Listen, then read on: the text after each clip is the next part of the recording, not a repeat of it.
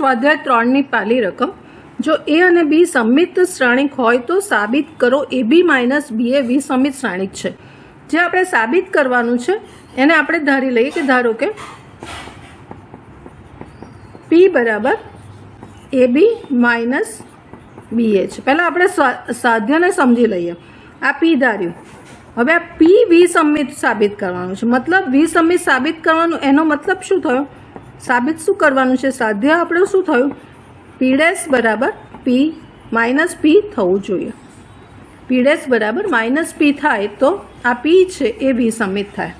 હવે અહીંયા પક્ષમાં શું આપેલું છે?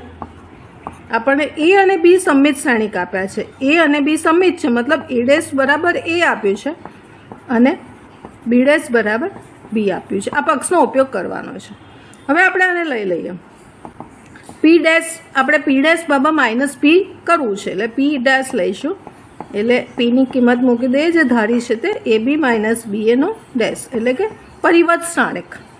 હવે આ પરિવર્તની વ્યાખ્યા પ્રમાણે અહીંયા આપણી પાસે થશે AB નો પરિવર્ત અને માઇનસ BA નો પરિવર્ત. ફરીવાર ગુણધર્મનો ઉપયોગ કરીશું તો અહીંયા થશે B નો પરિવર્ત ઇન્ટુ A નો પરિવર્ત અને માઇનસ અહીંયા થશે A નો પરિવર્ત અને ઇન્ટુ B નો પરિવર્ત. આ રીતે આ બંને ગુણધર્મનો અહીંયા ઉપયોગ કર્યા આપણે. પરિવર્ત શ્રેણિકના જે ગુણધર્મો છે એનો ઉપયોગ કર્યો. હવે અહીંયા પક્ષનો ઉપયોગ કરીશું. A ડેશ બરાબર શું લખાશે? A લખાશે અને B ડેશ બરાબર B લખાશે એટલે B A અને અહીંયા પણ સેમ AB થશે. હવે હું માઇનસ બહાર કાઢી લઉં તો આપણી પાસે વધશે AB માઇનસ BA. હવે AB માઇનસ BA એટલે શું છે? P છે. એટલે આપણને પાસે આવી ગયું P ડેશ બરાબર માઇનસ P. માટે P બરાબર AB માઇનસ BA એ વિસમિત શ્રેણિક થઈ ગયો.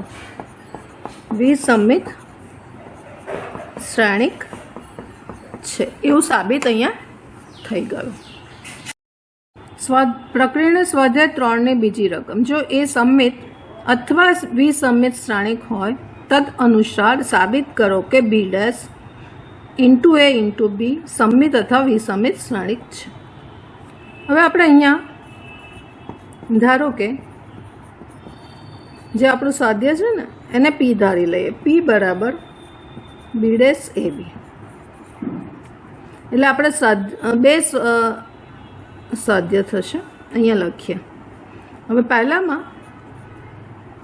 પક્ષ છે આપણી પાસે એ સમમિત છે એટલે કે A ડેશ બરાબર A છે.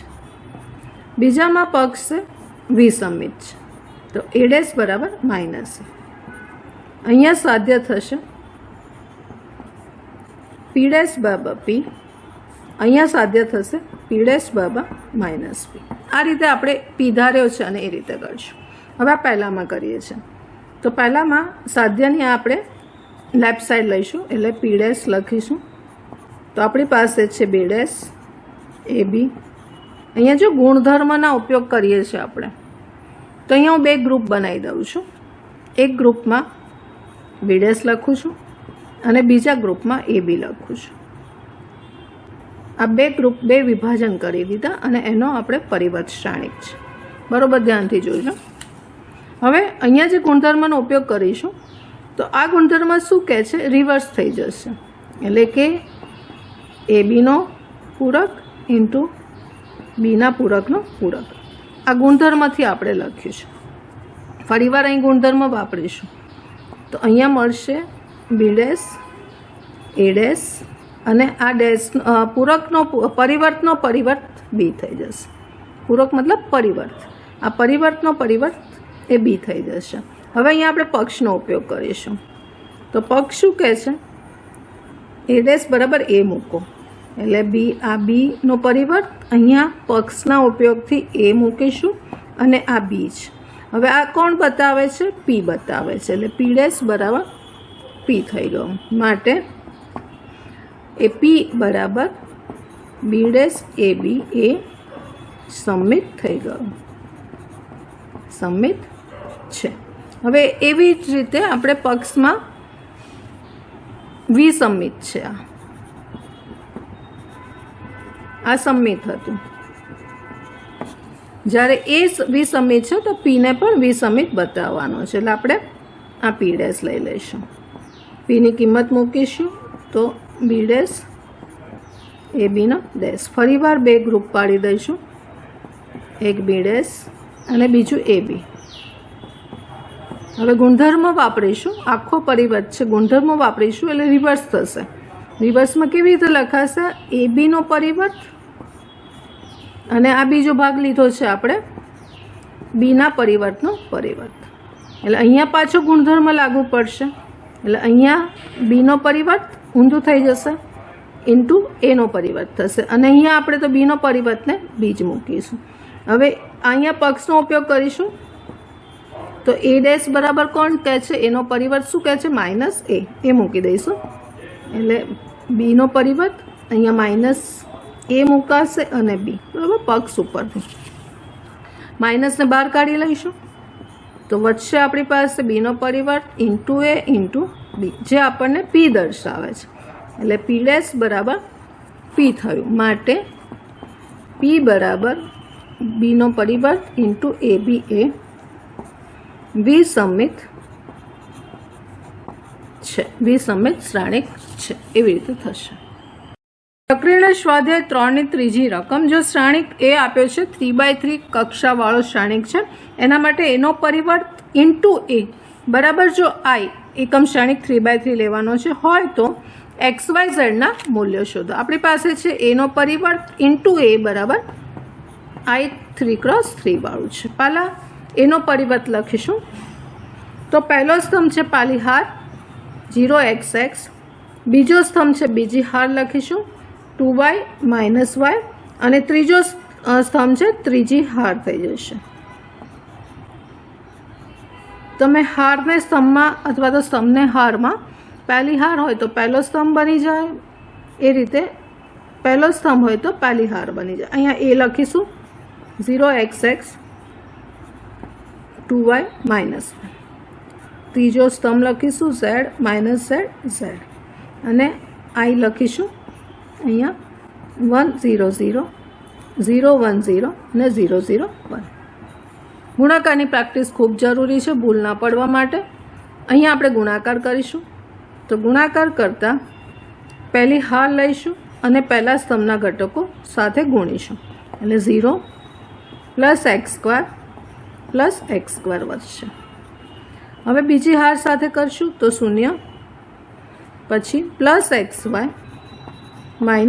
xy વધશે, અને હવે ત્રીજા સ્તંભ સાથે એટલે 0 - xz અને +xz. હવે હાર બદલીશું વારાફરતી સ્તંભ સાથે, એટલે 0 2y સાથે 0, પછી x × y + xy અને -xy. હવે બીજી હાર સાથે 2y × 2y એટલે 4y², પછી y × y એટલે +y² અને -- પાછું y². હવે આને ત્રીજા સ્તંભ સાથે એટલે અહીંયા થશે 2yz, પછી y - z એટલે -yz અને -yz એટલે -yz. હવે હાર બદલીશું,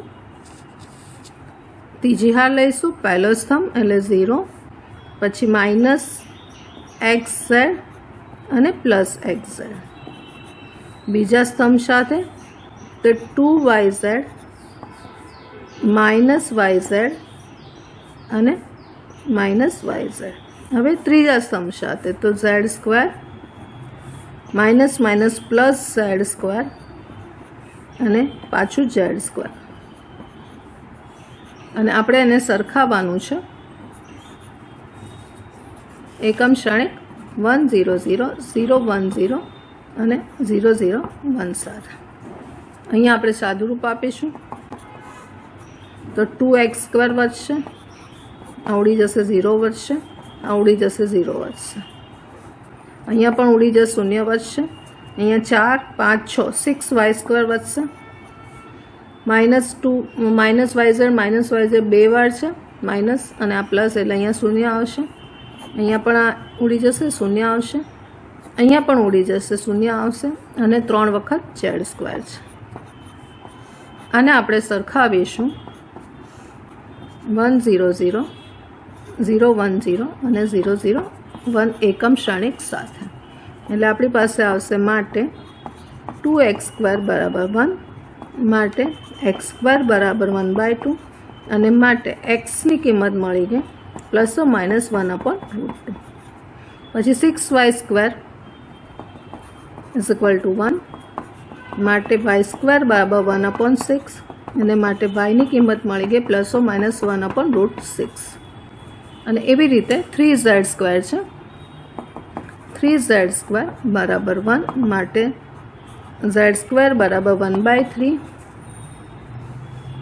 અને માટે ઝેડની કિંમત મળશે ±1/√3. એટલે આ 3 કિંમતો આપણને આમાં મળશે. પ્રક્રિયાના સ્વાધ્યાય 3ની ચોથી રકમ. એક્સની કઈ કિંમત માટે 3 શ્રેણિકો આપ્યા છે = 0 આપ્યું છે, તો એક્સ શોધવાનો છે. આ હવે અહીંયા કક્ષા પહેલાં જોઈ લઈએ તો આની કક્ષામાં 1 હાર છે અને 3 સ્તંભ છે. અહીંયા 3 હાર 3 સ્તંભ છે, અને અહીંયા એક જ સ્તંભ છે અને 3 હાર છે, 1 2 3, એટલે 3 × 1 છે. તો આ બે ગુણાકાર મારે કરવો છે તો પહેલાં શ્રેણિકનો સ્તંભની સંખ્યા અને બીજાના હારની સંખ્યા સમાન છે, અને જે જવાબ આવશે 1×3 વાળો જવાબ આવશે. એટલે આપણે આખું પહેલાં લખીએ છીએ તો 1 2 1, પછી ફરીવાર 1 2 1 પહેલો સ્તંભ, 2 0 0 0 1 2 એક ત્રીજો સ્તંભ છે, અને ત્રીજો શ્રેણિક લખીએ છીએ 0 2 x = 2 છે. પહેલાં આપણને જે આપ્યું છે લખીએ. હવે આનો ગુણાકાર કરીએ છીએ, પોસિબલ છે. આન્સરમાં શું આવશે? 1 × 3 એટલે 1 હાર આપણને અહીંયા મળશે અને 3 સ્તંભ મળશે. એટલે આ પહેલી હાર લઈશું અને પહેલા સ્તંભ સાથે ગુણીશું, એટલે 1 × 1 થશે. અહીંયા જો તમે કક્ષા એની કઈ મળશે? કક્ષા મળશે 1 × 3, 1 × 3 પાછળનું 1 × 3, એટલે કે એક જ હાર મળવાની છે અને 3 સ્તંભ મળવાના છે. એટલે 1 હાર, એટલે આ ઘટકોને અહીંયા 1 × 1 એટલે 1, 2 × 2 એટલે 4, અને +1 આ પહેલો ઘટક મળશે. પછી બીજા સ્તંભ સાથે એટલે 2 × 1 એટલે 1 0 0. હવે ત્રીજા સ્તંભ સાથે એટલે 0 2 અને 2, આ રીતે ખાલી મળશે. અને આ પણ છે આપણી પાસે 0 2x બરાબર 0. હવે આને સાદુરૂપ આપીશું તો અહીંયા 6 2 અને 4, અને અહીંયા થઈ જશે 0 2x બરાબર 0. હવે જો હાર 1 થઈ ગઈ, સમ 3 થઈ ગયા. અહીંયા શું છે? 3×1. એટલે ફરીવાર આપણને આ જો 3 અને 3 એટલે કે સ્તંભની સંખ્યા હારની સંખ્યા સરખી છે, માટે ગુણાકાર પોસિબલ છે. એ ગુણાકારનો જવાબ શું આવશે? 1 × 1 આ આવશે, 1 અને 1 એક જ આવશે, એક જ સભ્ય આવશે. એટલે આની સાથે ગુણીશું 0 0 +2 × 2 4, અને +4 × x 4x, આ એક જ આવશે = 0 છે. માટે 4 કોમન કાઢીએ તો 1 + x બરાબર 0. માટે 4 તો આ બાજુ જતું રહ્યું એટલે 1 + x બરાબર 0, અને માટે x બરાબર -1 આન્સર આવશે. આ ગુણાકાર કઈ રીતે આવે એ ખાસ સમજજો, કક્ષા ઉપરથી ખબર પડશે. ગુણાકાર એની કક્ષા ઉપરથી, એનો જવાબ ગુણાકારનો જવાબ કેવી રીતે આવશે એની કક્ષા ઉપરથી ખબર પડશે, એ ધ્યાન રાખજો.